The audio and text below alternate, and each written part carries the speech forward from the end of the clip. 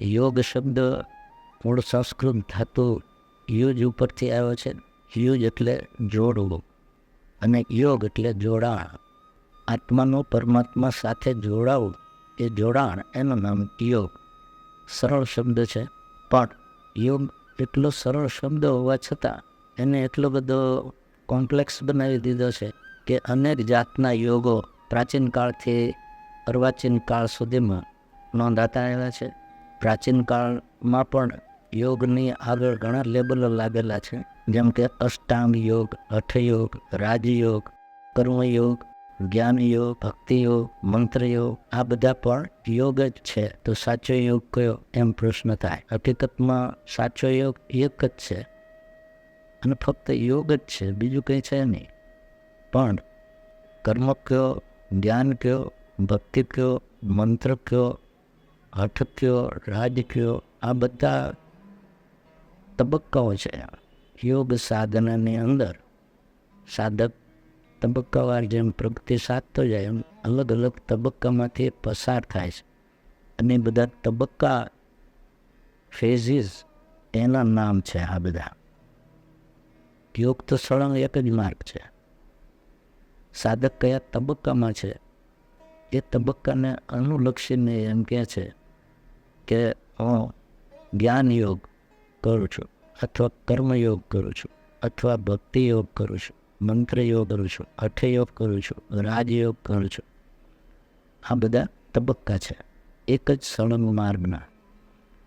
કમનસીબે જેમણે સાધનાના માર્ગ ઉપર પદાર્પણ નથી કર્યું અને સાધનાનો માર્ગ જાણતા નથી અને માત્ર યોગ વિશે પુસ્તકો વાંચીને જેવો વાત કરે છે, એ એમ કહેશે કે ભક્તિ જુદી છે, યોગ જુદો છે, જ્ઞાન માર્ગ જુદો છે, યોગ માર્ગ જુદો છે.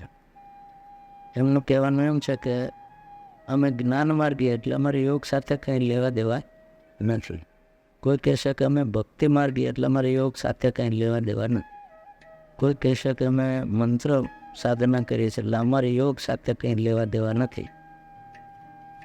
આવું સાંભળતા પણ હશો તમે, પણ આમાં સત્ય નથી. એનો અર્થ એમ છે કે એમને જ્ઞાન માર્ગની, ભક્તિ માર્ગની, મંત્ર માર્ગની કે સાધના પણ પૂર્ણ આવડતી નથી, એટલે યોગને અલગ પાડે છે. હકીકતમાં આ બધી સાધના યોગ જ છે. આપણે શ્રીમદ ભગવદ્ ગીતા તો બધા જાણીએ છીએ કે કૃષ્ણ અને અર્જુન વચ્ચેનો સંવાદ છે. અર્જુન પ્રશ્નો પૂછે છે અને ભગવાન કૃષ્ણ એના ઉત્તર આપે છે. અને ગીતા એ આપણા ભારતીય ધર્મનું, ભારતીય સંસ્કૃતિનું શ્રેષ્ઠ પુસ્તક ગણાય છે. કેમ કે ભગવાનના મુખથી મળેલો સીધો જ ઉપદેશ છે. એ ભગવદ્ ગીતાના 700 શ્લોક છે. એ 700 શ્લોક કદાચ આપણને કંઠસ્થ ન હોય, વારે વારે આપણે ગીતા વાંચતા ન હોઈએ, તો એનો બહુ વાંધો નથી. એ ગીતામાં કેટલા અધ્યાય છે એ તો આપણે જાણીએ છીએ કે એમાં 18 અધ્યાય છે. પહેલો અધ્યાય છે કે અર્જુન વિષાદ યોગ, શીર્ષક છે. અર્જુનને વિષાદ થયો એને યોગ કહેવામાં આવ્યો છે. પછી ગીતાના બધા જ 18 અધ્યાયના શીર્ષકો વાંચશો તો એની પાછળ યોગ આવશે. એમાં સાંખ્ય યોગ આવશે, કર્મયોગ આવશે, કર્મ સંન્યાસ યોગ આવશે, જ્ઞાન યોગ આવશે, જ્ઞાન વિજ્ઞાન યોગ આવશે, અભ્યાસ યોગ આવશે, વિશ્વરૂપ દર્શન યોગ આવશે, વિભૂતિ યોગ આવશે, ક્ષેત્રજ્ઞ યોગ આવશે, ગુણત્રય વિભાગ યોગ આવશે, મોક્ષ સંન્યાસ યોગ આવશે.